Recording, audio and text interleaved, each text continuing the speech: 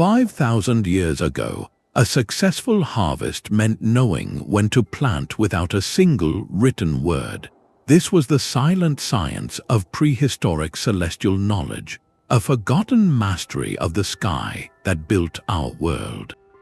By the end of this, you will understand how the stars were the original blueprint for civilization itself, feeding cities and raising temples. How did a circle of stones predict the seasons with perfect accuracy? What secret does a pyramid's shadow hold about the afterlife? We will uncover how ancient farmers used the heavens as their only almanac and how architects turned stone into permanent cosmic clocks. What does our modern world, with all its technology, still overlook in the patterns of the night? Their entire world turned on a single, silent pivot. The moment a specific star first flickered into view just before sunrise, or the day the sun's shadow touched a certain mark on the ground, that was the signal. For a Neolithic family, this was not a matter of academic interest, it was the command to act. Their survival, the very lives of their children through the coming winter, depended on reading these celestial signs with absolute precision. This was the dawn of sky watching, humanity's first and most vital science. Long before the first city wall was raised or the first symbol was scratched onto clay, we were astronomers. We looked up not for poetry, but for a practical manual on how to live on Earth. This was observation in its purest, most desperate form. Across every continent, isolated cultures independently made the same profound discoveries. They noticed the sun did not rise and set in the same spot each day. It traveled along the horizon, reaching its northernmost point at summer solstice, a day of maximum light, and its southernmost at winter solstice, the long night. They tracked the moon's relentless cycle from slender crescent to full, luminous disk and back again, a reliable counter for shorter periods of time. And they watched for the helical rising of key stars, their first appearance in the pre-dawn sky after a period of invisibility. In ancient Egypt, the rising of Sirius signaled the imminent, life-giving flood of the Nile. That single celestial event dictated the entire agricultural and ceremonial calendar of a civilization. As Archaeoastronomer Clive Ruggles emphasizes, this was deeply empirical knowledge. There were no grand theories of celestial mechanics, only generations of careful watching, remembering, and teaching. This lore was passed down not in books, but through stories, songs, and rituals that encoded the data in memorable forms. A dance might reenact the sun's journey, a myth might explain the disappearance of a constellation. This celestial literacy became the invisible bedrock of everything that followed. It allowed for planning. Knowing when the rains would come or the river would flood meant you could sow seeds with confidence. You could store surplus. This predictability is what finally untethered humanity from a relentless nomadic existence. By reading the sky, we learned to stay in one place. The first stable communities, the very roots of society itself, were literally sown by the stars. The sun was not just a source of light and warmth, it was the original farmer's almanac, more crucial than any plow or sickle. Its journey across the sky held the secret to when the earth would awaken and when it would sleep. Understanding this journey meant understanding the solstices and equinoxes, the four fundamental pillars of the solar year. These were not abstract astronomical events, they were the calendar itself, etched into the landscape by cultures who needed to see time. The summer solstice marked the sun's farthest reach north, the longest day, a peak of light and growth. The winter solstice was its opposite, the shortest day, a turning point where the light began its slow return.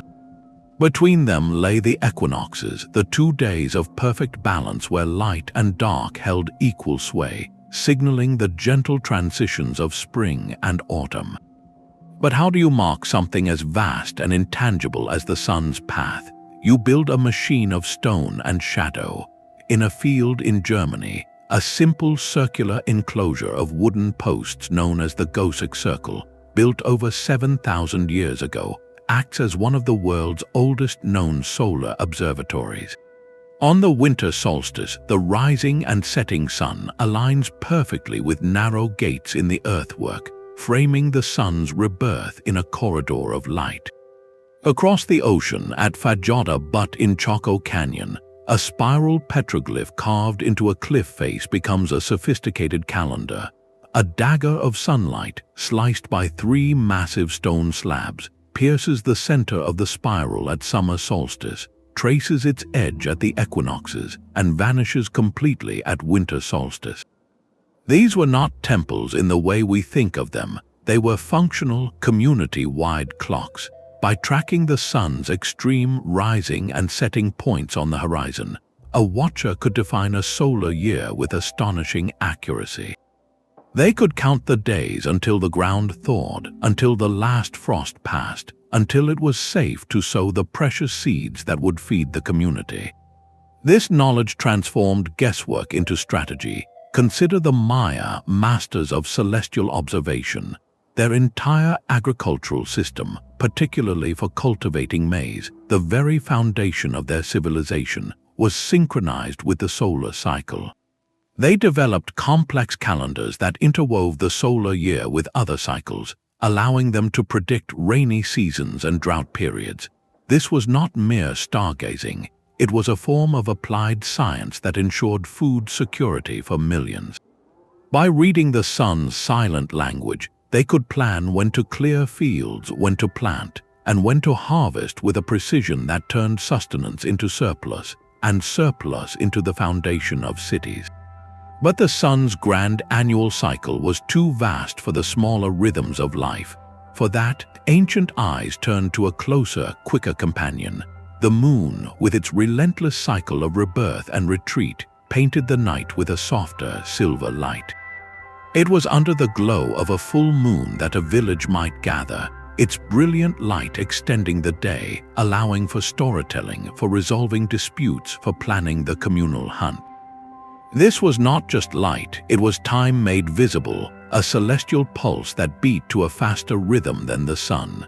The moon's phases provided humanity's first portable calendar, a 29.5-day cycle that could mark the passage of weeks, track the tides for coastal gatherers, and signal the optimal times for ceremonies tied to growth and renewal. This lunar timekeeping is astonishingly ancient. In a field in Scotland, archaeologists uncovered a curious arrangement of 12 pits, aligned with the rising point of the midwinter sun. Known as the Warren Field Calendar, this site dates back an incredible 10,000 years. Researchers like Vince Gaffney suggest these pits may have been used by Mesolithic hunter-gatherers to track the phases of the moon across a whole year, a monumental act of timekeeping that predates settled farming by millennia. To understand their precision, we need to grasp 2 different lunar months. The synodic month, the 29.5-day cycle from new moon to new moon that we see in the sky, governed rituals and visible changes. The sidereal month, roughly 27 days, tracks the moon's return to the same position against the backdrop of stars, crucial for long-term prediction. By observing both, ancient sky watchers could create a lunisolar calendar, reconciling the moon's months with the sun's year, a complex feat of early astronomy. This lunar legacy is woven into the fabric of our lives today. Our very concept of a week is a direct descendant of tracking the moon's 4 primary quarters: new, first quarter, full, and last quarter. Those 7-day cycles are a fossil of lunar observation, a rhythm set by the sky that still structures our modern world. So when you glance at a calendar, you are not just looking at numbers on a page, you are seeing the ghost of a silver disk, measured and marked by people who understood that time itself was written in the heavens. Yet beyond the steady sun and the shifting moon, a third pillar held the night sky in perfect, silent order. The fixed stars, those distant, unwavering points of light, formed a grand celestial map, a clockwork so vast it seemed to govern time itself. When the constellation Orion, the mighty hunter, first heaved himself above the eastern horizon, it was a signal understood from the deserts of Egypt to the plains of North America. His appearance marked a specific, critical turn in the year. For the ancient Egyptians, Orion's rise was tied to the soul of Osiris, god of rebirth, heralding the life-giving Nile flood. For the Pueblo peoples of the Southwest, it signaled the coming of winter, a time for ceremony and preparation. This was not casual stargazing, it was reading a cosmic bulletin board. Among the most vital markers were star clusters like the Pleiades. To the ancient Greeks, they were the Seven Sisters. The poet Hesiod, in his practical farming guide Works and Days, gave direct celestial advice. "Plough," he wrote when the Pleiades set. Their disappearance in the evening sky each spring signaled the time to begin the strenuous work of turning the earth. Their return as a pre-dawn glitter in the autumn marked the start of the sailing season and the time for harvest. This same cluster, known as Matariki to the Maori of New Zealand, signified the Maori New Year, a time of remembrance, celebration, and planning for the new planting cycle. Across the vast Pacific, Polynesian navigators used the Pleiades, along with other star groups, as steering guides. They memorized the precise point on the horizon where each important star would rise and set, creating a mental star compass that allowed them to sail thousands of miles across open ocean. This knowledge was so precise, so vital, that it could not be trusted to fragile scrolls or tablets that might be lost at sea. Instead, it was woven into the very fabric of culture, encoded in mythology. The sky became a storybook. The constellation we call Ursa Major, the Great Bear, was seen as a bear by Native American tribes, a plow by the Norse, and a chariot by the Chinese. Each story, each character in the celestial drama, carried with it practical information. A myth about a hunter pursuing a bear across the heavens might encode the seasonal movement of those constellations, reminding listeners that when the bear stands high in the north, the first frost is near. By turning data into narrative, into song and ceremony, these cultures achieved something remarkable. They created a living, breathing library that was immune to fire, flood, or decay. Every elder who told the story, every child who learned the song, became a keeper of this essential knowledge, ensuring that the silent signals of the stars would continue to guide the plow and the canoe for generations to come. That celestial knowledge was too powerful to remain just a spoken tradition. It demanded to be made permanent, carved into the very bones of the earth. The moment this transition happened, when sky watching became stone building, marks one of humanity's greatest leaps. Picture a single shaft of golden light, piercing the total darkness of a tomb built over 5,000 years ago. This is Newgrange in Ireland, a massive circular mound of earth and stone, older than Stonehenge, older than the pyramids of Giza. For 364 days of the year, its inner chamber lies in deep, silent shadow. But on the dawn of the winter solstice, as if by magic, the rising sun aligns perfectly with a narrow roof box above the entrance. A beam of light travels down a long passageway, 19 meters into the heart of the mound, to illuminate a spiral carved stone in the central chamber. This was not an accident. It was a feat of engineering so precise it would have required generations of observation to plan and execute. The builders of Newgrange literally captured the sun's rebirth at the year's darkest point, bringing its life-giving power into the realm of their ancestors. This is the essence of archaeoastronomy, the study of how ancient peoples wove astronomical knowledge into their architecture. It reveals a profound shift from simply observing the cosmos to actively collaborating with it, using stone as a language to speak with the heavens. Why go to such extraordinary effort? The alignment served multiple, deeply interconnected purposes. First, they created a sacred, immovable calendar. A temple aligned to the solstice sun becomes a clock that never needs winding, a calendar that never decays. It allowed an entire community to witness the turning of the year together, reinforcing social order and shared belief. Second, as scholar Anthony Aveney has explored, these monuments demonstrated a ruler's or a priesthood's divine connection to cosmic order. By claiming the power to predict and even stage these celestial events, they legitimized their authority. It was a display of control over the most fundamental forces of nature. Finally, and perhaps most beautifully, it was a way to make the ephemeral permanent.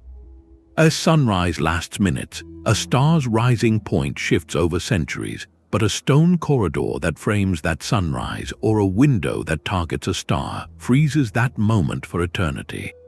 It etches a celestial event into the landscape, creating a permanent dialogue between the earth and the sky. This required more than just ritual intention. It demanded sophisticated engineering. To achieve the alignment at Newgrange, the builders had to orient the entire 60-ton structure with incredible accuracy. They had to understand the sun's changing altitude throughout the year, calculate angles, and construct a passage that would not settle or shift over time. This knowledge was not written in a manual. It was carried in the collective memory of the culture, passed down through master builders who learned from a long chain of watchers.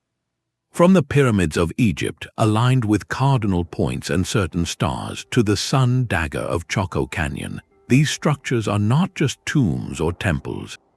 They are the first hard drives of human knowledge, physical proof that our ancestors saw the universe not as a random spectacle, but as a structured, intelligible system they could partner with in stone.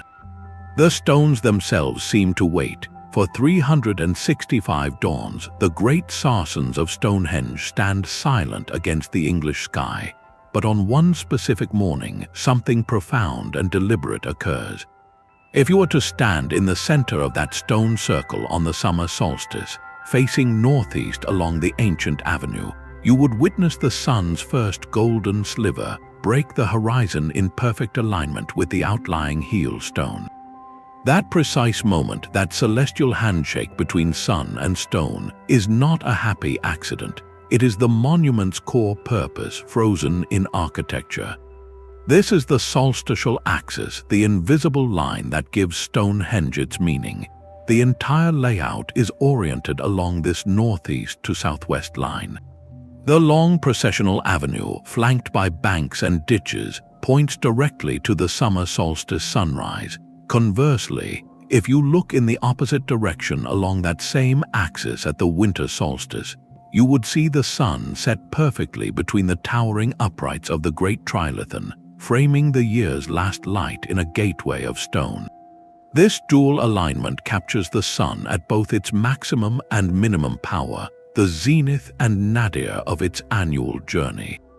But what drove a prehistoric society to move 30-ton bluestones over 200 miles and raise these colossal sarsens into position, all to capture 2 sunrises and 2 sunsets each year? The leading theory suggests Stonehenge served as a grand ceremonial stage for rituals that harmonized the community with the cosmic cycle. The summer solstice gathering, at the peak of light and warmth, likely celebrated life, fertility, and the growing season. It was a time of communal gathering when dispersed populations would converge, perhaps to reaffirm social bonds, conduct marriages, or initiate the young under the sun's greatest blessing. The winter solstice observance held a different, more crucial weight. As the days grew shorter and the world grew colder, the community would gather again. This time, the ritual was not about abundance, but about faith and renewal. Watching the sun set into the stone frame, they performed ceremonies to encourage its return, to ensure the light would come back and life would continue. It was an act of cosmic persuasion, using architecture to participate in the cycle of the seasons. This connection to agriculture is inescapable. The solstices were the ultimate bookends for the farming year. The summer peak signaled a time before the harvest, a moment to assess the coming bounty. The winter turning point, deep in the dormant season, was a time to plan, to prepare the seeds, and to trust in the pattern their ancestors had so carefully marked in stone. Stonehenge, therefore, was far more than a temple or a calendar. It was a machine for building collective memory and shared hope. By physically aligning their greatest communal effort with the heavens, the builders created a permanent covenant between their people and the cosmos, a promise written in stone that the sun would always keep its appointment.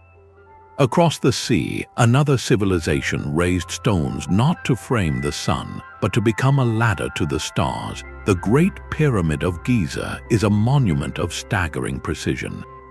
Its four sides are aligned to the cardinal directions north, south, east, and west, with an error of less than a fraction of a degree. In a world without magnetic compasses or modern tools, this accuracy is itself a profound mystery.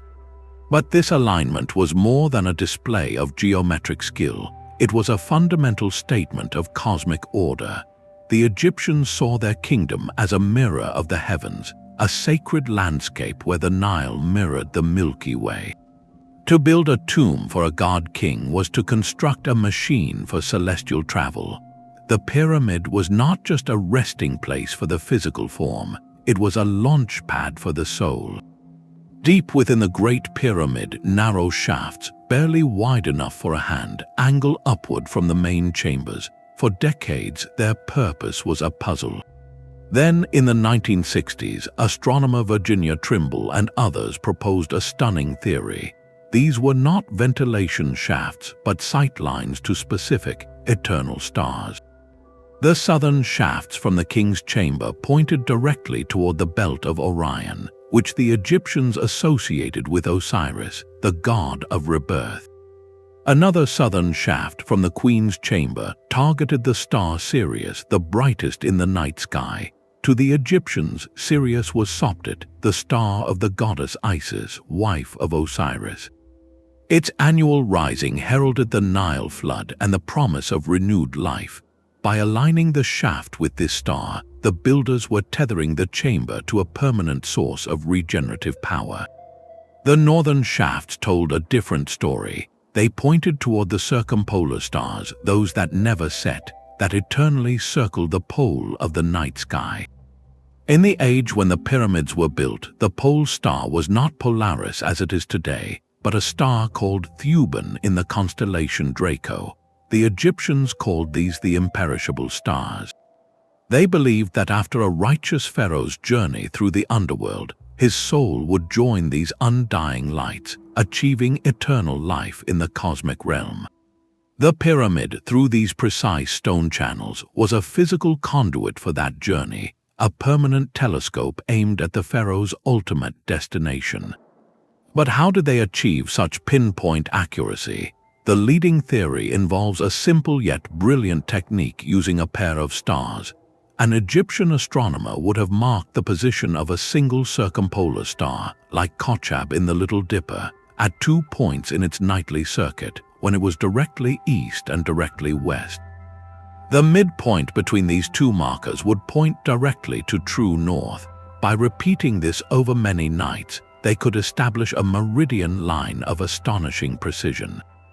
This method required no advanced instruments, only patience, keen eyesight, and a deep, generational understanding of the sky's fixed patterns. The pyramid's flawless orientation, therefore, is a testament to a civilization that saw no separation between the earthly and the celestial. Every stone was laid according to a cosmic blueprint. The structure was a permanent mountain that connected the world of the living with the realm of the eternal, ensuring that the king's passage to the stars was not a matter of faith alone, but one of engineered astronomical certainty.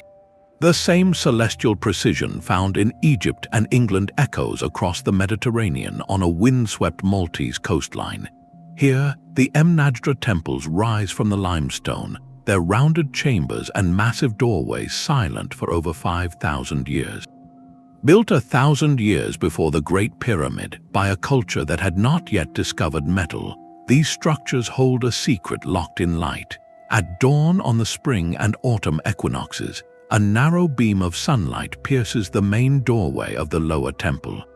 It travels across the stone floor, perfectly framed by the architecture, to strike the center of a decorated slab in the innermost apse. On the summer solstice, the sun's first rays illuminate the edge of a megalith to the left of the same doorway.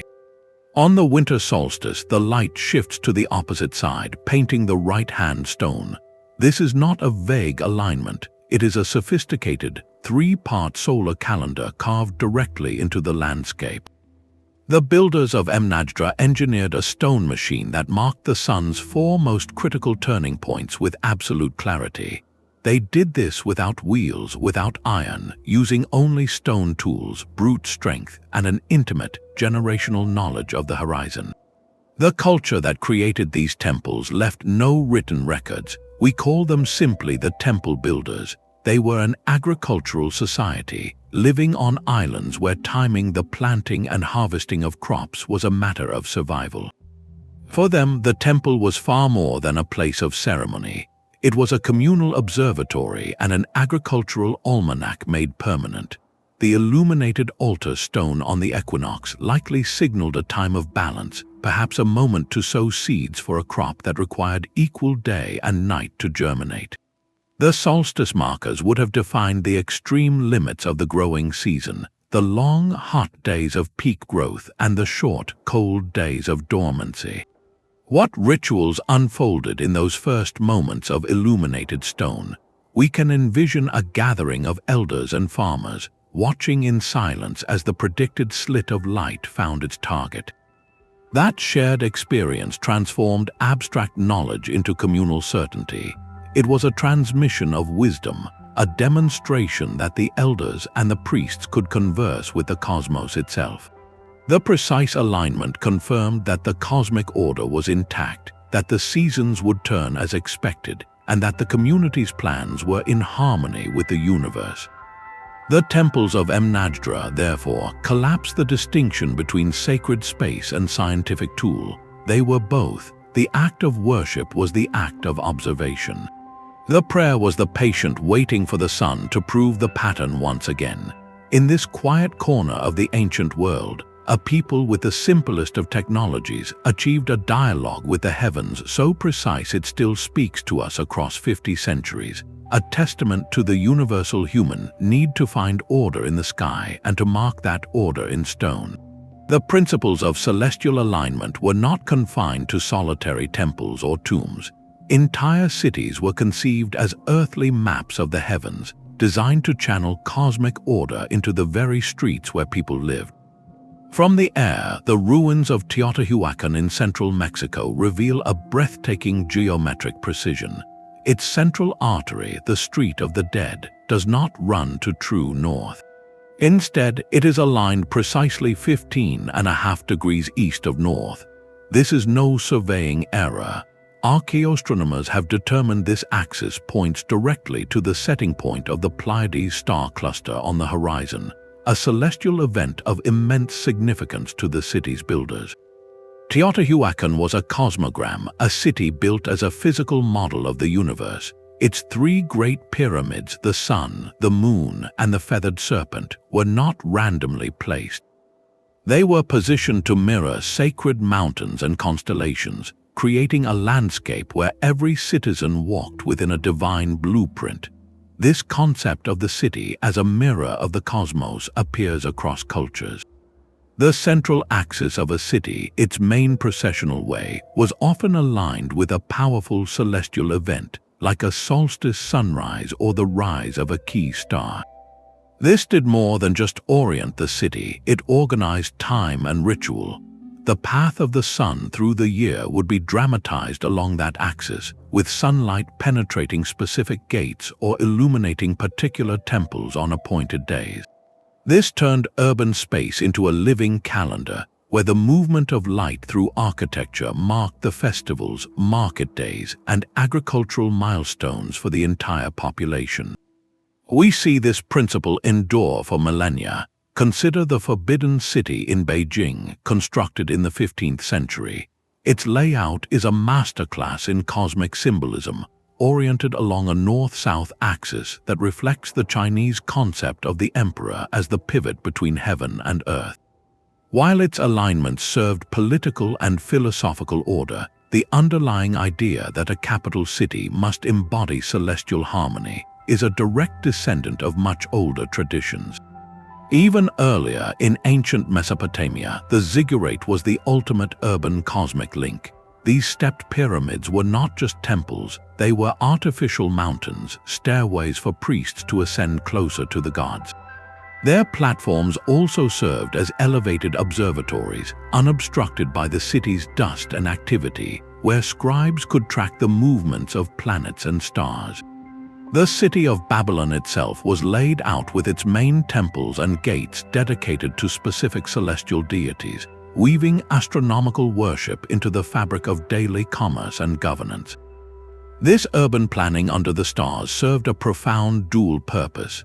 Practically, it created a legible, organized space that synchronized human activity with the natural world. Ceremonially, it convinced every resident that they were living within a sacred order, that their city was a deliberate participant in the grand cycles of the cosmos. To walk down the street of the dead was to tread a path laid out by the stars themselves, a constant, silent reminder that the community's fate was woven into the tapestry of the night sky. A city's lifeblood flowed not just through its streets, but through canals designed by starlight. For the great hydraulic engineers of the ancient world, water was a celestial gift, its arrival and retreat written in the patterns of the night sky.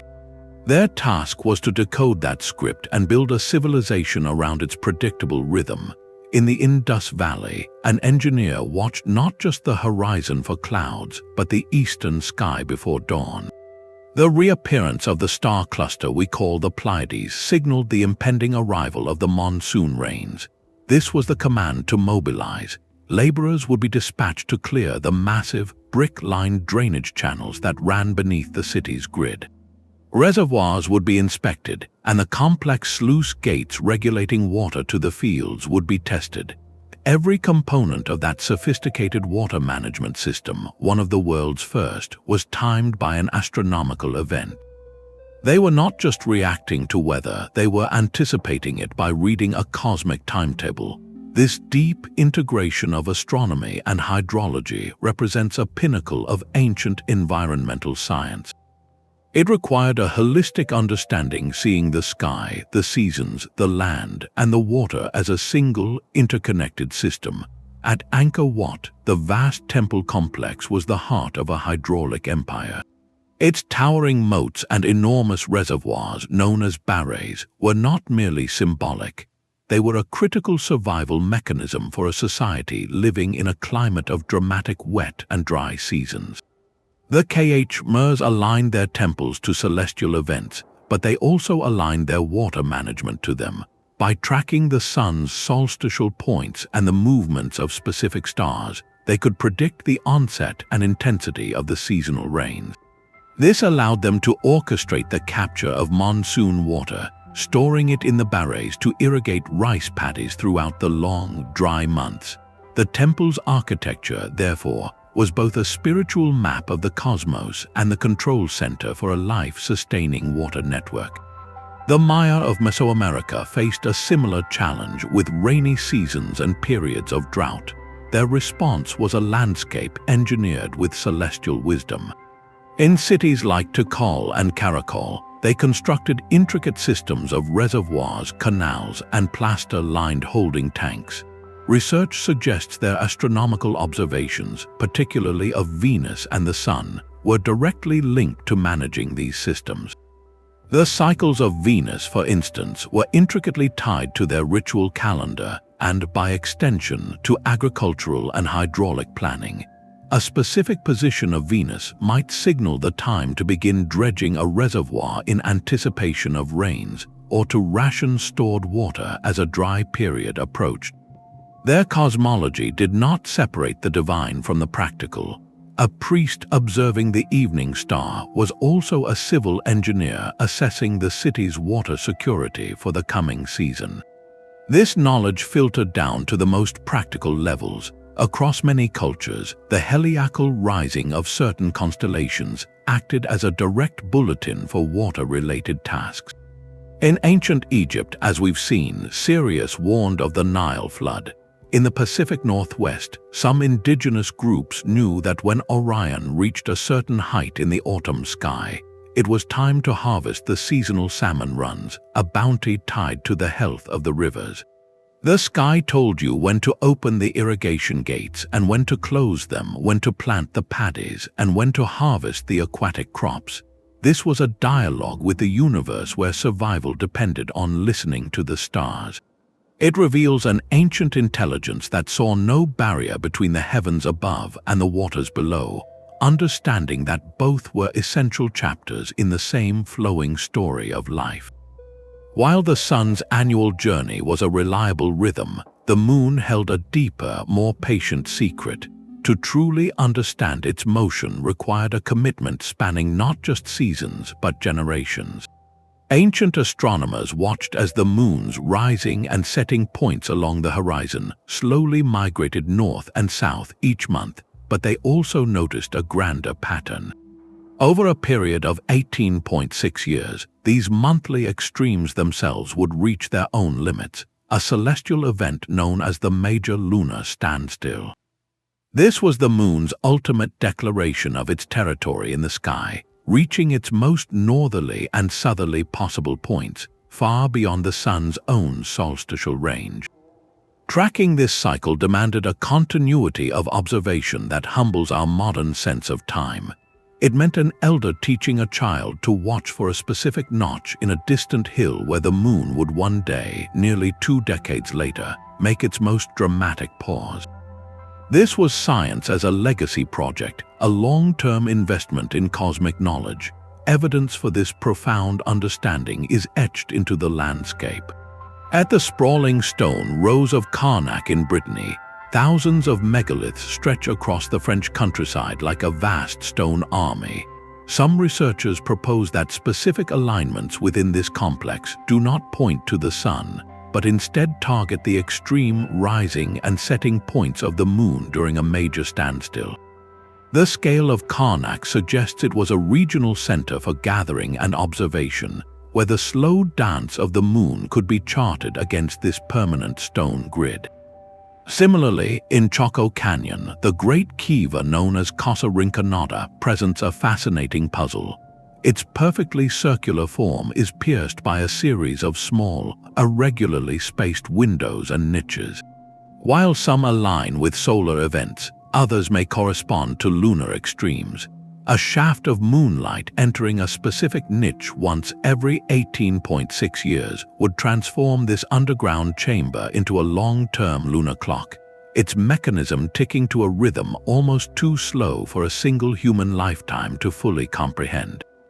But why go to such extraordinary lengths? The purpose remains a subject of respectful debate among scholars.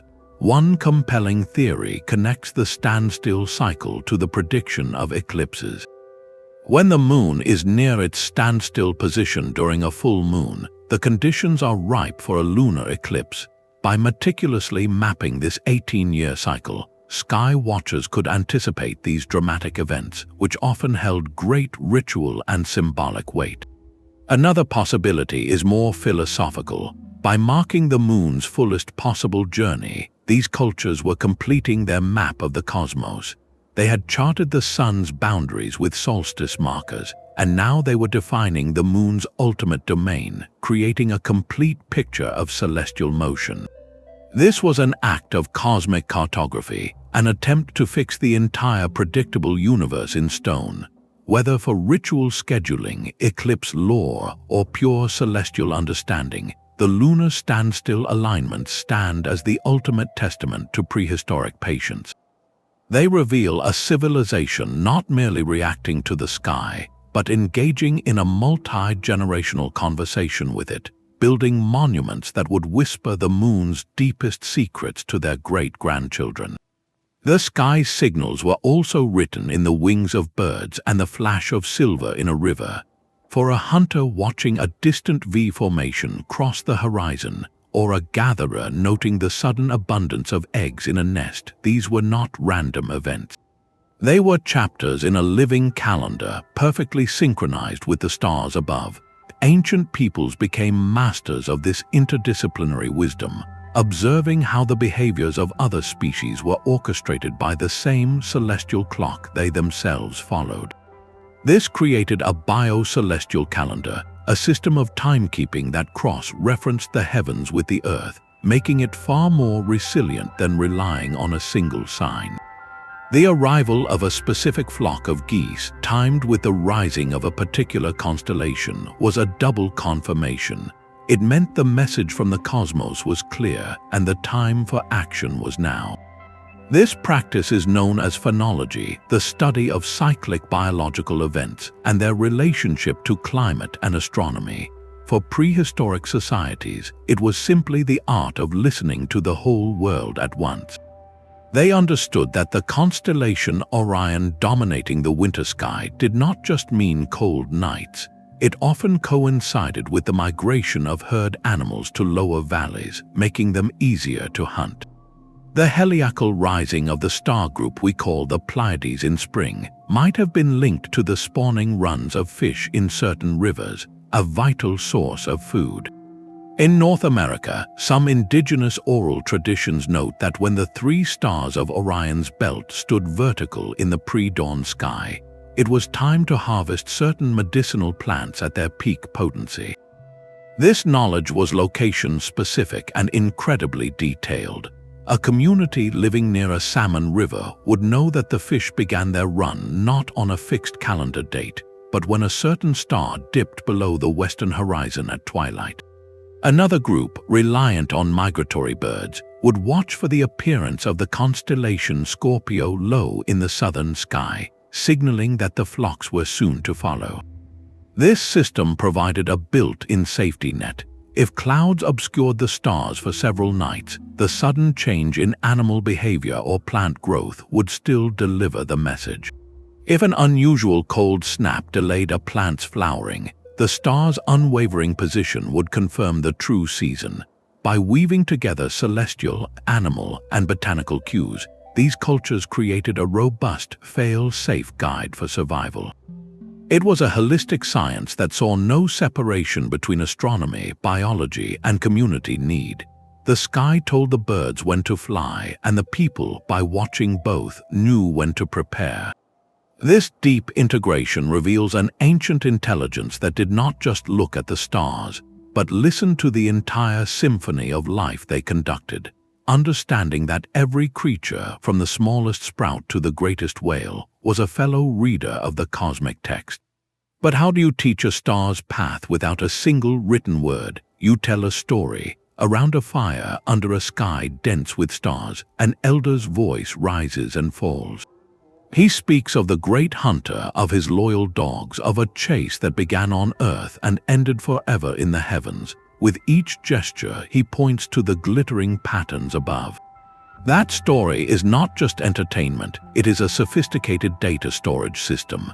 In a world before writing, mythology and oral tradition were the hard drives of celestial knowledge, encoding complex astronomical observations into narratives so memorable they could survive for millennia.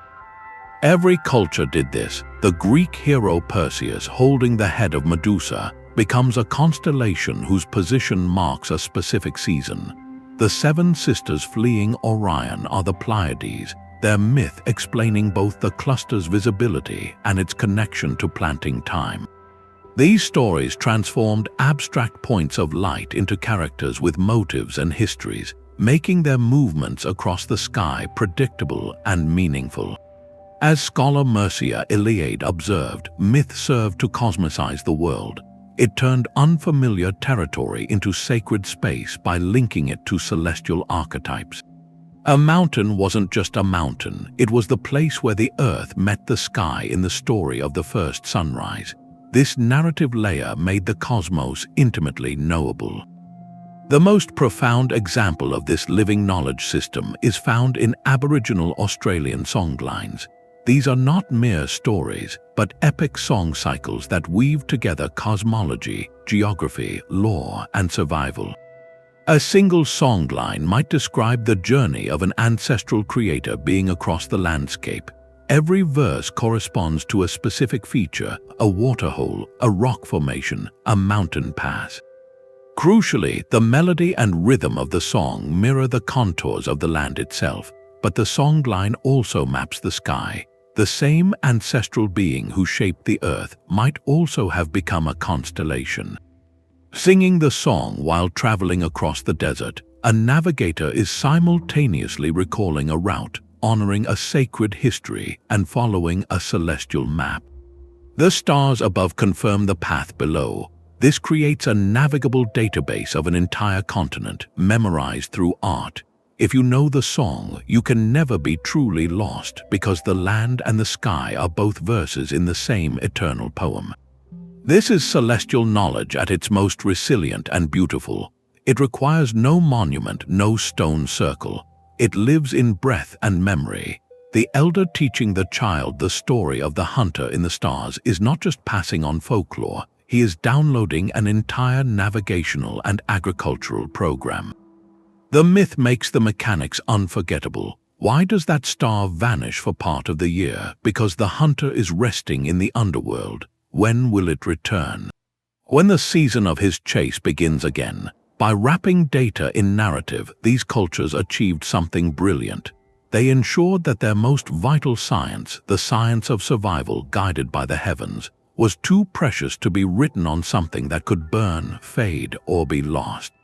It was written instead in the most durable medium of all, the human heart and mind, sung across generations to keep the people forever aligned with the turning sky. The silent stones offer no direct testimony, so how can we be sure that a beam of light through an ancient doorway is an intentional message and not a happy accident of ruin? This is the critical work of the Archaeoastronomer, a detective who arrives at a site not with a trowel, but with a theodolite, standing in the pre-dawn chill of a solstice to measure angles with modern precision. Their toolkit blends astronomy, archaeology, and statistics to move from intriguing speculation to evidence-based understanding. The first and most vital tool is statistical analysis. At a site like Mnajdra with its 3 solar alignments, the probability that all 3 would align with major solar events by pure chance is vanishingly small. Researchers calculate these odds, mapping every possible orientation from a given point to see if the significant ones cluster around celestial events. If they do, chance becomes an unconvincing explanation. Next is the digital reconstruction of ancient skies. The heavens we see today are not the heavens the builders saw. Earth's axis wobbles very slowly over a cycle of 26,000 years, a phenomenon called precession. This means the pole star shifts, and the rising points of all stars gradually slide along the horizon. Using software like Stellarium, researchers can rewind the celestial clock to the exact year a temple was built, revealing which star or sun position a shaft or doorway truly targeted millennia ago. This is how we know the northern shafts of the Great Pyramid once pointed precisely at Thuban, the pole star of its age, and not at our modern Polaris. The third crucial element is ethnography, the study of living cultural traditions. While we cannot interview the builders of Stonehenge, we can learn from the documented practices of other cultures who used the sky in similar ways. The historical records of the Maya, the oral traditions of Polynesian navigators, or the ceremonial calendars of Pueblo farmers provide analogies. They show us how celestial knowledge is woven into ritual and daily life, offering a framework for interpreting the silent stones. This interdisciplinary approach builds a compelling case. It reveals, for instance, that the 12 pits of the Warrenfield calendar in Scotland are spaced in a pattern that strongly correlates with lunar months, a purposeful design far beyond random digging. It confirms that the 17-degree alignment of the Street of the Dead at Teotihuacan matches the setting of the Pleiades around the time of the city's founding. This scientific rigor transforms a mysterious alignment from a curious possibility into a probable intention, allowing us to listen to the whispers of the past through the disciplined language of evidence. The human mind is a relentless pattern-seeking machine. We see faces in clouds, animals in rock formations, and sometimes entire civilizations where none exist. This tendency, known as Pareidolia, is the first cautionary tale in the study of ancient skies. It explains the fleeting excitement over the so-called face on Mars, a trick of light and shadow on a distant mountain that, for a moment, looked like a monumental sculpture. This same impulse can lead us to see intentional star maps in random scratches or celestial alignments in ruins that were never meant to be anything more than a home. This is where the field of archaeoastronomy enters its most challenging and vital terrain, navigating a minefield of controversies between different schools of thought. On one side, you have the traditional archaeologists, sometimes called the Greens for their focus on soil, artifacts, and cultural context. They demand robust evidence from the ground up, wary of imposing modern astronomical ideas onto ancient minds. On the other, you have the astronomer enthusiasts, the Browns, who often approach sites with a top-down perspective, identifying precise alignments, but sometimes missing the cultural story that gives those alignments meaning. The clash between them is not about hostility, but about methodology, and it has refined the entire discipline. Take the Grand Pyramids of the Maya. Popular claims sometimes suggest their layouts perfectly mirror the orbits of planets or specific constellations. While the Maya were undoubtedly master astronomers, many of these specific, complex planetary alignments are difficult to substantiate with the archaeological record. The buildings shifted over centuries, and without knowing the exact sightlines used by the original priests, we risk connecting dots the builders never intended. Similarly, the debate over Stonehenge's primary purpose rages on. Was it first and foremost a celestial observatory, a healing center, a grand cemetery, or a political symbol of unity? The solstitial alignment is undeniable, but whether that was its core reason for being or one powerful function among many is a question that keeps scholars in earnest discussion. This is where cultural context becomes the essential filter. An alignment must make sense within the known world of the people who built it. If a culture's myths, artifacts, and surviving texts show no concern for a particular star, then an alignment to that star is probably coincidental. The goal is to listen to the past, not to speak for it. So how can we, as curious explorers, navigate these mysteries wisely? We must become comfortable with uncertainty. We can appreciate a compelling theory while asking critical questions. Where is the statistical evidence? Does this fit with what else we know about this culture? Is the proponent starting with the alignment and searching for a purpose, or building the purpose from the cultural evidence outward? Distinguishing between rigorous, evidence-based science and appealing fringe speculation is not just an academic exercise. It is the deepest form of respect we can offer to the ancient sky watchers. It ensures we are trying to understand their actual achievements, not merely projecting our own fascination onto their silent stones. By embracing these debates, we move closer to a truth that is both celestial and human, written in the stars but always grounded in the earth. The Bighorn medicine wheel rests on a high Wyoming plain, a spoked circle of stones laid out with a central cairn and radiating lines. Over 5,000 miles away in the Egyptian desert, the stones of Mnajdra form a different circle, one aligned to the rising points of key stars over 7,000 years ago. These two monuments, separated by an ocean and millennia, never knew of each other's existence, yet they speak the same silent language. This is the global tapestry of celestial knowledge, a story of independent discovery that reveals a profound truth about humanity itself. Across every continent, cultures with no possible contact looked at the same night sky and arrived at remarkably similar conclusions, building stone circles, aligning temples, and crafting calendars that mirrored each other in form and function. In Britain, they raised Stonehenge. In the high Andes, the Inca built the Coricancha in Cusco, its walls aligned to solstice sunrises. In ancient China, astronomers constructed elaborate observatories to track the heavens for the emperor, the son of heaven. In the American Southwest, the great houses of Chaco Canyon were positioned to capture solar and lunar cycles. Why did this happen? The first reason is beautifully simple. Every human, everywhere, experienced the same fundamental celestial mechanics. The sun always travels along its solstitial path. The moon always cycles through its phases.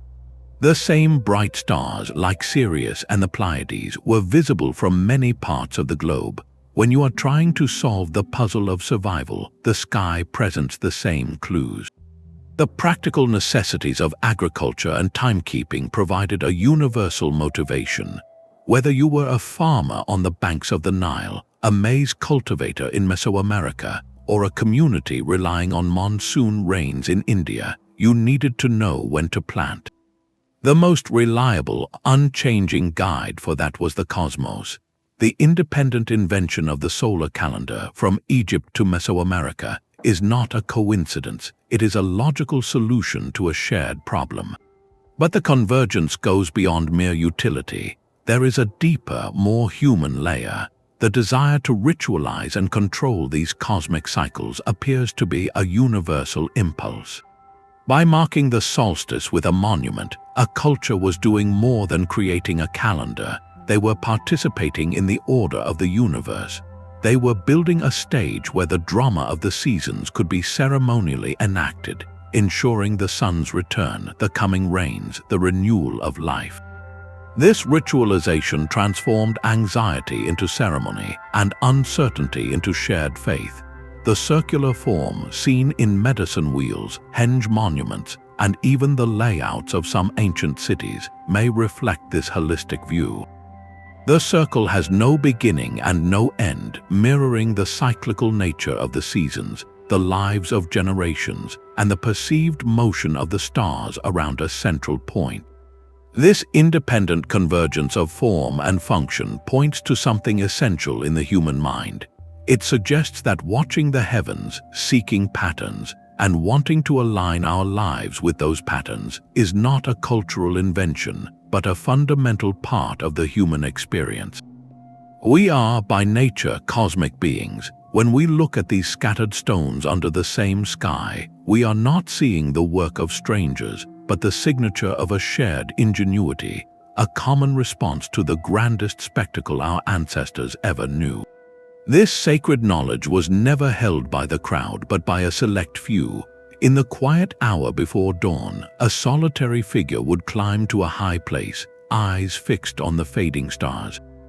This was the knowledge keeper, the bridge between the community and the cosmos. Whether called a shaman, a priest, or a scribe, this individual bore the immense responsibility of reading the sky's silent language and translating it into a plan for survival.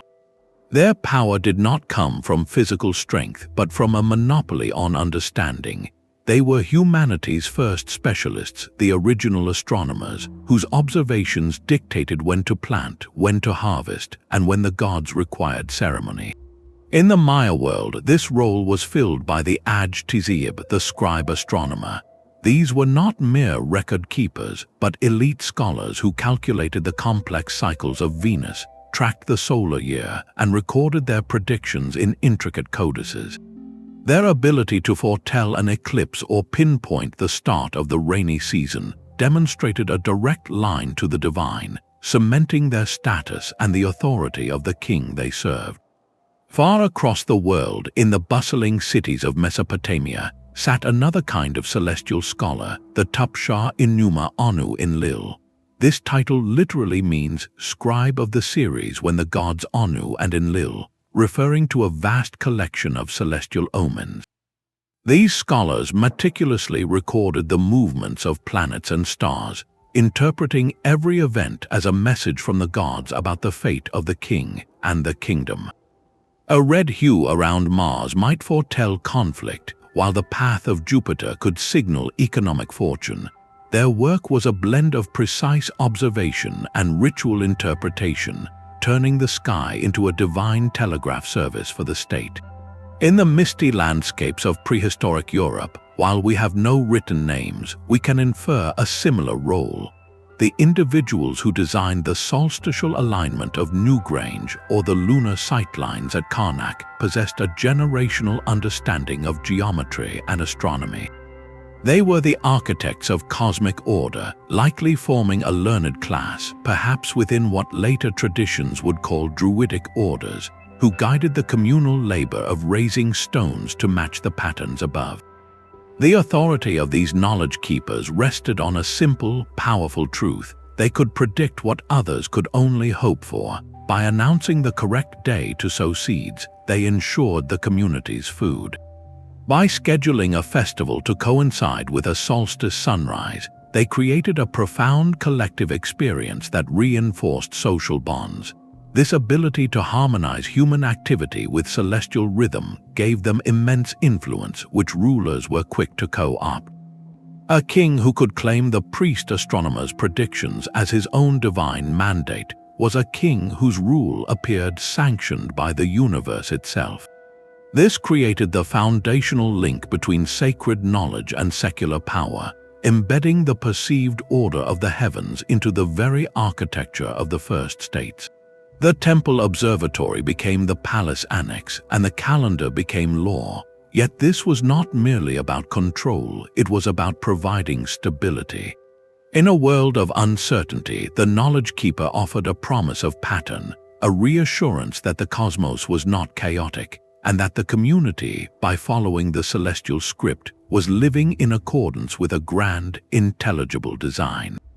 But that celestial knowledge demanded a system, a way to organize the days into a predictable rhythm. The ultimate practical output of sky watching was the calendar itself. Yet creating one presented a fundamental mathematical headache. A year based solely on the moon cycles, a lunar year, lasts about 354 days. A year based on the sun's journey, a solar year, is roughly 365¼ days long. If you simply followed 12 lunar months, your calendar would drift about 11 days earlier each solar year. After just 3 years, your spring festival would be happening in winter. After a few decades, the disconnect would be total chaos for farmers and rulers alike. This seasonal drift was a problem every advanced ancient civilization had to solve. Their ingenious solution was a practice called intercalation, the deliberate insertion of extra days or even whole months to force the lunar and solar cycles back into sync.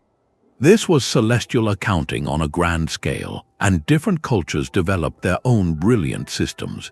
The Egyptians, with their life-giving Nile flood tied to the star Sirius, opted for elegant simplicity. They created one of history's first purely solar calendars, dividing the year into 12 months of 30 days each, plus 5 extra days at the end. This 365-day civil calendar was straightforward for administration, but it still drifted a quarter day each year, slowly cycling through the seasons over a span of 1460 years. For agricultural purposes, they relied on the stellar calendar of Sirius. Meanwhile, in Mesopotamia, the Babylonians perfected a lunisolar calendar. They primarily followed the lunar months but inserted an extra month, a second Adaru, about every 3 years to correct the drift. Their astronomers eventually refined this using the Metonic cycle, a discovery attributed to the Greek astronomer Meton but likely known earlier. This cycle observes that 19 solar years almost exactly equals 235 lunar months. After this period, the sun and moon returned to nearly the same positions relative to the stars. This 19-year pattern allowed for precise, predictable intercalation, and some researchers believe its signature may even be encoded in the Aubrey holes at Stonehenge, suggesting a long-term lunar calendar. Far across the Atlantic, the Maya developed one of the most complex and accurate calendar systems ever conceived. They operated multiple concurrent cycles. The 260-day sacred round and the 365-day vague year interlocked like gears, creating a 52-year calendar round. For longer spans, they used the linear long count, a count of days from a mythical starting point, allowing them to date events across millennia with pinpoint accuracy. Their entire cosmology, from coronations to agricultural cycles, was scheduled within this intricate celestial clockwork. In China, the traditional calendar was also lunisolar, deeply tied to agriculture and imperial authority. The emperor himself was responsible for issuing the annual calendar, which dictated not only planting and harvest times but also auspicious days for every activity, from weddings to launching military campaigns. Intercalary months were added based on meticulous observation to ensure the solar terms, marking the 24 divisions of the solar year, always corresponded to the correct climate and farming activities. These calendars were far from abstract curiosities. They were the operating systems of early states. The Babylonian calendar dictated when taxes, often paid in barley after the harvest, were due.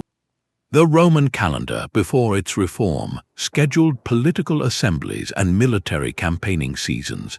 The Maya calendar ordained the timing of royal ceremonies and ritual ball games that mirrored cosmic battles. A reliable, shared calendar created synchronized time for an entire society. It told a merchant when the market would be held in a distant city. It told a general when the roads would be passable for his army. It told a farmer not just when to plant, but when his community's labor was required for irrigation or temple construction. This transformation of celestial observation into bureaucratic tool represents a quiet revolution. The sky's patterns, once read for survival, became the invisible grid upon which law, economy, and empire were built, proving that the stars guided not only the plow but also the ledger and the scepter. Selective breeding was a conversation with the sun itself. To transform a wild grass like teosinte into the plump, abundant maize that built civilizations, ancient farmers needed more than a general sense of spring. They needed to understand the growing season down to the precise week, knowing exactly when to sow so the plant's most vulnerable stages would align with reliable moisture and warmth. This was astronomy applied at the root level. They learned that a plant's life cycle is often triggered by the length of daylight, a phenomenon we call photoperiodism. The sun's changing altitude throughout the year directly controls how many hours of light a field receives. Some crops, like many varieties of wheat, are long-day plants requiring the extended light of summer to initiate flowering. Others, like certain beans, are short-day plants, needing the longer nights of late summer or autumn to set their fruit. By observing the sun's position against familiar horizon markers, a farmer could select the right seed for the right place and the right moment. This celestial discernment turned barren landscapes into breadbaskets. Consider the ancestral pueblones, sometimes called the Anasazi, at Mesa Verde. In that high-altitude desert, the margin for error was vanishingly small. A corn crop planted too early could be killed by frost. Planted too late, it would wither before the autumn harvest. Researchers like modern ethnobotanists studying similar traditional practices suggest they used horizon calendars. A notch in a distant mesa, a shadow cast by a particular pinnacle at dawn, these were their planting alarms. When the sun rose or set in alignment with that specific terrestrial feature, it signaled that the soil temperature was correct and the danger of frost had passed. This was not a single science but a layered wisdom. Celestial knowledge was woven together with intimate soil lore and generations of weather memory. They knew which south-facing slope, warmed by the winter sun, could support an early planting of beans. They understood how the monsoon rains typically followed the summer solstice, providing crucial water just as the corn stalks were stretching skyward. This integrated knowledge created a sustainable, resilient agricultural system. It allowed populations to not just survive, but to flourish and build intricate cliffside communities in an environment we would consider harsh and unforgiving. This deep collaboration with cosmic and earthly cycles reveals a profound truth. the domestication of plants was not a one-way street where humans simply controlled nature. It was a reciprocal relationship, a dance where humanity learned to listen to the rhythms of the sun and the soil, then gently guided the plants in their care to follow that same celestial music. The result was a harvest perfectly timed to the heavens, a testament to an intelligence that saw the farm, the sky, and the community as one interconnected whole. A building could be far more than walls and a roof. It could become the entire universe in miniature. This profound leap from alignment to embodiment is where architecture stopped merely pointing at the cosmos and began to physically represent its deepest principles. The very shape of a structure told a story about how a culture saw their place in the grand design. The most iconic of these symbolic forms is the ziggurat, the massive stepped pyramid that dominated the skylines of ancient Mesopotamia. It was not just a tall building, it was an artificial, sacred mountain. In a flat river valley, the mountain was the place where earth met the sky, where the gods were thought to dwell. By building their own mountain, the priests created a stairway, a literal bridge between the human realm and the divine. Climbing its tiers was a ritual ascent, moving from the mundane world below into the celestial realm above. This concept of architecture as a cosmic axis appears across the world. Even the humble circular hut of many early societies held symbolic weight. Its dome mirrored the vault of the heavens arching over the earth, while the central hearthfire often represented the sun or the vital center of the world. The home was a microcosm, a safe, ordered reflection of the vast, sometimes chaotic cosmos outside.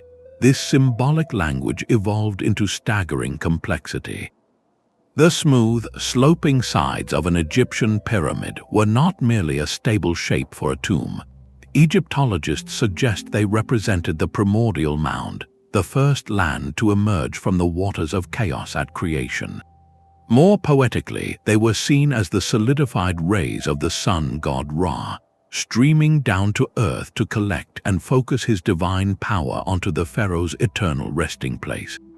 The structure itself was a beam of petrified sunlight, a permanent conduit for celestial energy. The symbolism extended to numbers and geometry. The number 4, representing the cardinal directions, gave order to cities and temples, dividing the circular sky into a manageable, squared earth. The number 7, tied to the wandering planets visible to the naked eye, imbued stories and rituals with cosmic significance. 12, echoing the months of the solar year or the divisions of the night sky, structured everything from tribal councils to the foundations of law. These were not arbitrary choices, they were numerical echoes of the celestial order, baked into the blueprint of civilization. Perhaps no single building demonstrates this principle of embodied cosmology more perfectly than the Pantheon in Rome. Constructed in the 2nd century, its genius is breathtaking in its simplicity. From the outside, it is a traditional Roman temple front, but step inside and you enter a different realm entirely. The space is a perfect sphere encased in a cylinder, a geometric ideal, and at the very apex of the vast dome there is a single circular opening, the oculus. This is not a window, it is the building's soul.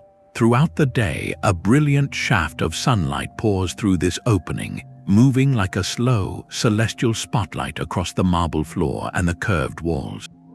It marks the hours with luminous precision. On the equinox, the beam illuminates the grand doorway. On significant dates, it lights specific niches that once held statues of gods. Rain falls through it, snow drifts down through it, connecting the interior directly and dramatically to the heavens. The Pantheon's dome is a concrete model of the vault of heaven, and the oculus is the sun itself, bringing the cosmos directly into the heart of human space.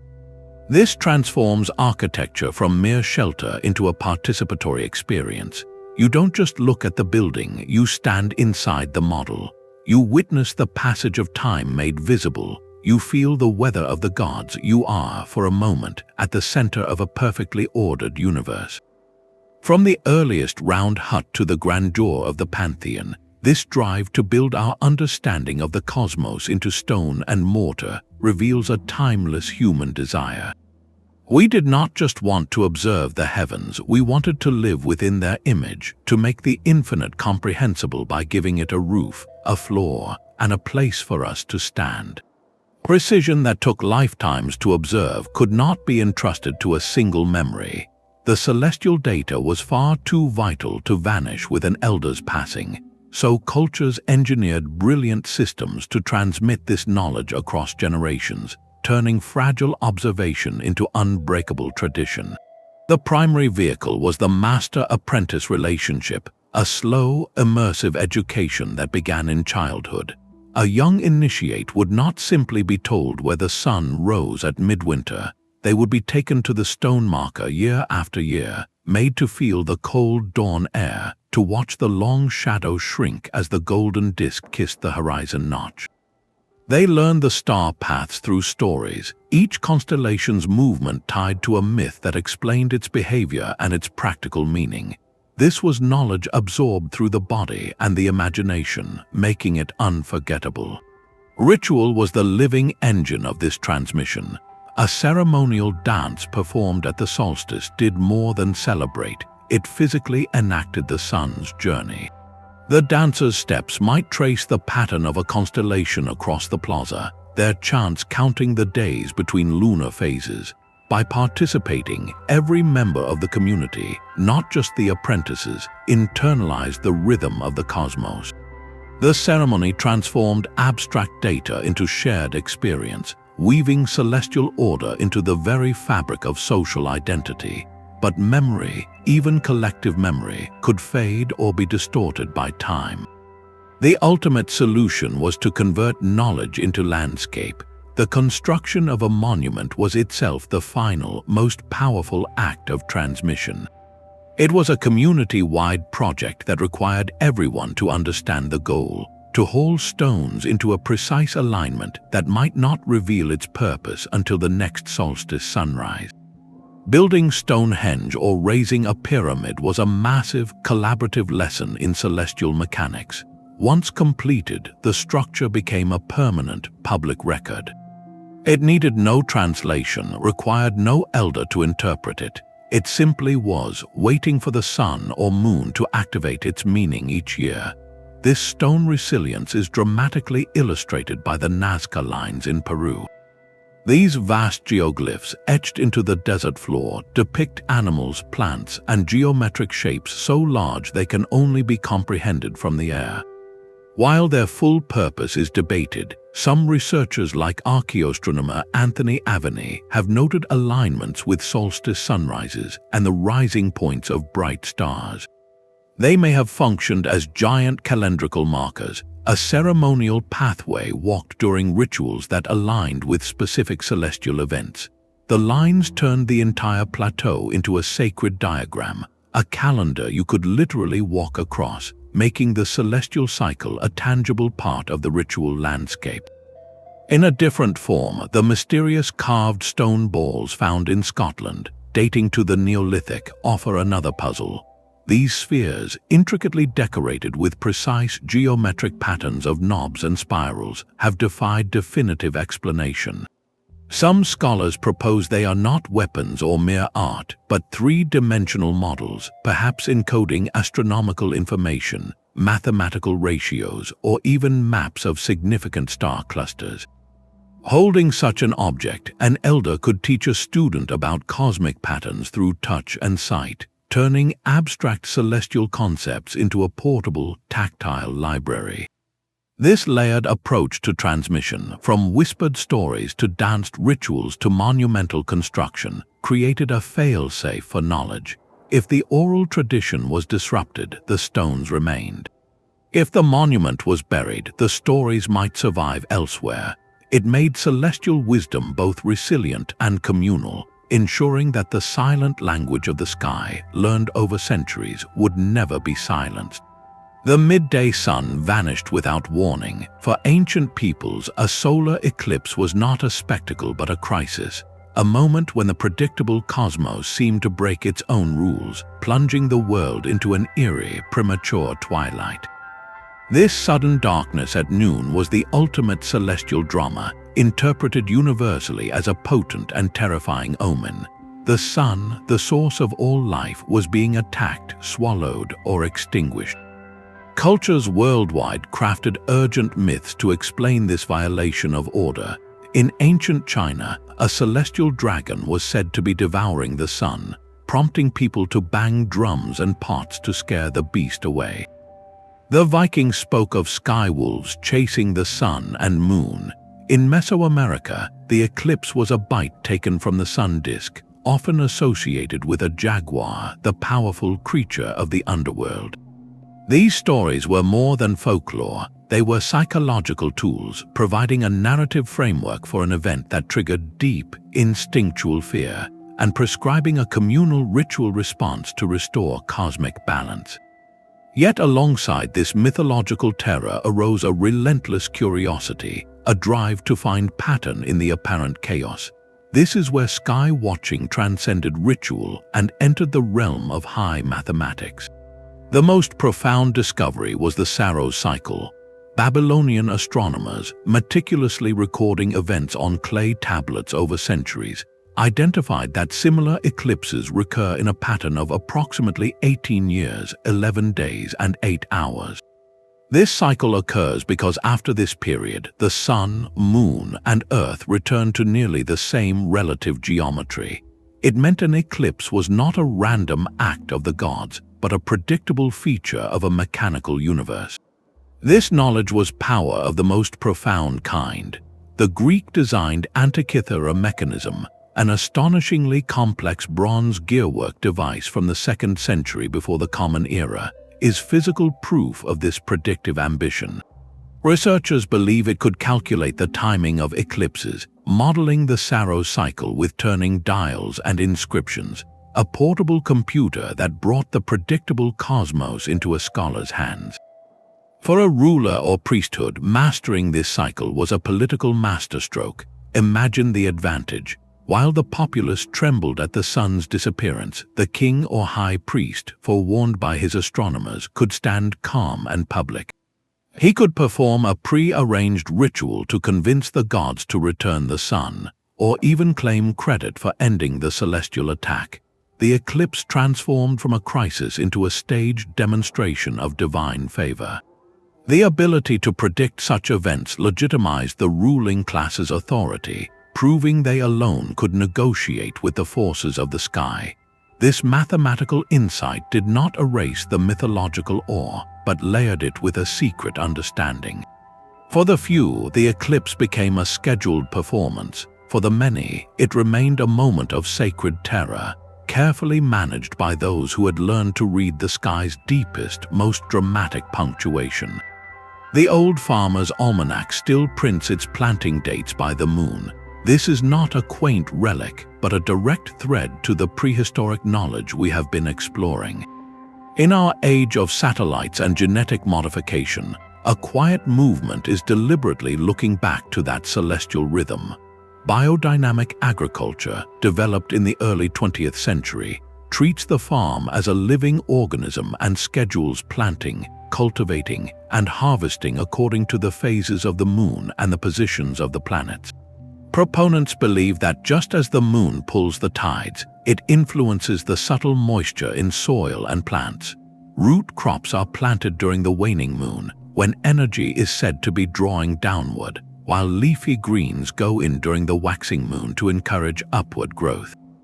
While mainstream science often views this with skepticism, its persistence highlights a deep, intuitive pull toward that ancient harmony.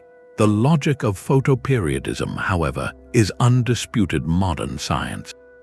It is the reason a strawberry variety bred for Florida will fail in Canada, and why greenhouses use blackout curtains to trick chrysanthemums into blooming for Mother's Day.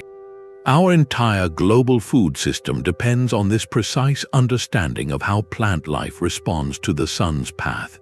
We have not abandoned celestial farming, we have simply automated it, hiding the gears of the cosmic clock behind technology. Yet this efficiency comes with a cost. Our digital calendars isolate us from the sensory experience of time. We no longer feel the years turn in our bones by watching the stars, we read it on a screen. This disconnect may carry a subtle toll both for the land and for us.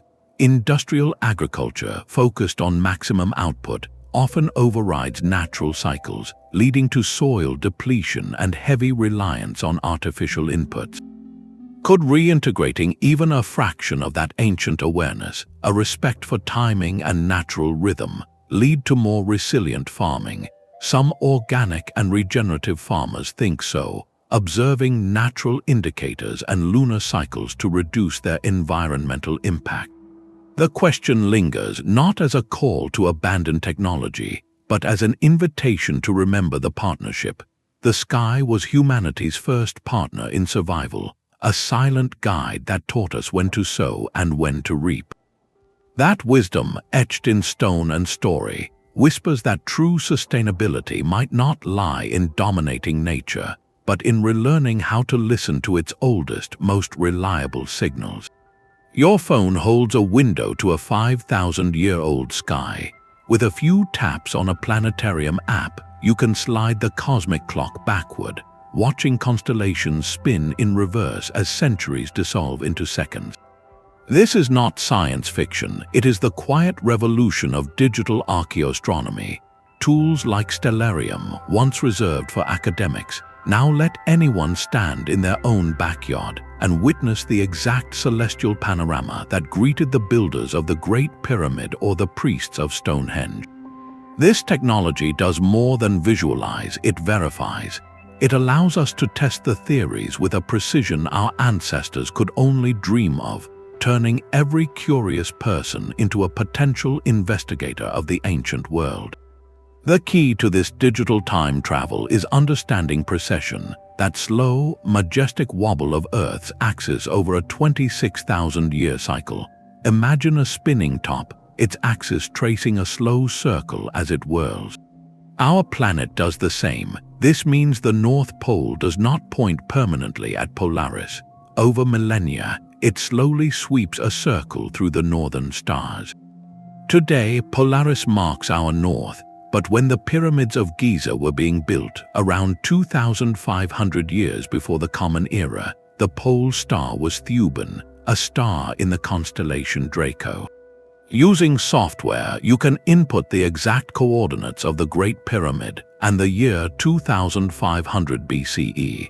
The program calculates the effects of precession, and suddenly, the northern shaft from the king's chamber, which today points into empty space, aligns perfectly with Thuban, glittering in its ancient position. The abstract concept of an alignment snaps into concrete, visual truth. This democratization of research is profound. You no longer need a grant or a plane ticket to stand at a sacred site on the solstice. You can simulate the sunrise at Newgrange from your living room, watching the digital beam of light creep down the passageway to illuminate the chamber on the winter solstice dawn. You can plot the Street of the Dead at Teotihuacan against the horizon and watch the Pleiades set precisely along its axis. This hands-on exploration fosters a deeply personal connection. It transforms you from a passive listener into an active observer, recreating the moment of discovery for yourself. Suddenly, these monuments are no longer static piles of rock frozen in ruin. They become dynamic instruments, their silent stones waiting for the correct celestial key to turn in the lock of time. The software provides that key. It reveals that the purpose of a temple's odd orientation or a mysterious window only becomes clear when viewed under the specific stars of its own era. This digital bridge to the past does more than satisfy curiosity, it builds respect. By seeing the sky through ancient eyes, we begin to appreciate the monumental patience and generational dedication required to encode that sky in stone. It turns a historical mystery into a shared, visceral experience, reminding us that the same cosmos that inspired awe then still arches over us now, its ancient rhythms just a click away from being revealed. A star's path is more than a line on a chart. It is a living story. For many indigenous communities around the world, the sites we study as ruins and the alignments we map as data are not relics of a dead past. They are active, sacred parts of a continuous cultural present. This reality places a profound ethical responsibility on the shoulders of anyone seeking to understand ancient celestial knowledge.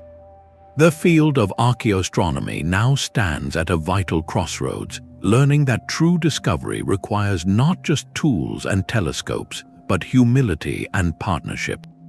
The old model of the outside expert arriving, taking measurements, and publishing theories without consultation is increasingly seen as not just disrespectful but incomplete.